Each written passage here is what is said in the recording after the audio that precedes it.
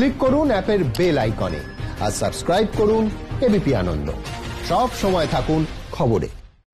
আবহাওয়ার খবর, রবিবার থেকে কাটবে মেঘ আর 3 দিনের মধ্যে কলকাতায় 3 থেকে 5 ডিগ্রি পর্যন্ত নামতে পারে তাপমাত্রা। জেলার ক্ষেত্রে সর্বনিম্ন তাপমাত্রা নামতে পারে 15 ডিগ্রিতে।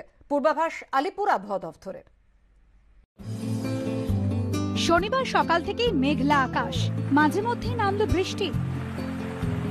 আবহাওয়াবিদরা জানিয়েছেন রবিবার থেকে মেঘ কাটবে, নামবে পারদ।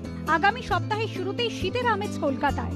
আলমারি থেকে সোয়েটার, চাদর, মাফলার বের করার দিন এসে গেল বলে আলিপুর আবহাওয়া দপ্তরের পূর্বাভাসে বলা হয়েছে রবিবার থেকে আগামী 3 দিন নামতে পারে তাপমাত্রা। আগামী 3 থেকে 4 দিনের মধ্যে কলকাতা তাপমাত্রা 3 থেকে 4 ডিগ্রি কমতে পারে। জেলাগুলিতে সর্বনিম্ন তাপমাত্রা হতে পারে 15 ডিগ্রি। কমবে পূবালি হাওয়ার প্রভাব। উত্তরে হাওয়ার দাপটে পারদ নামার সম্ভাবনা। শনিবার কলকাতার আকাশ ছিল মেঘলা, কয়েকটি জায়গায় হালকা থেকে মাঝারি বৃষ্টিপাত হয়। এদিন কলকাতায় সর্বনিম্ন তাপমাত্রা 22 ডিগ্রি সেলসিয়াস, যা স্বাভাবিকের থেকে 2 ডিগ্রি বেশি।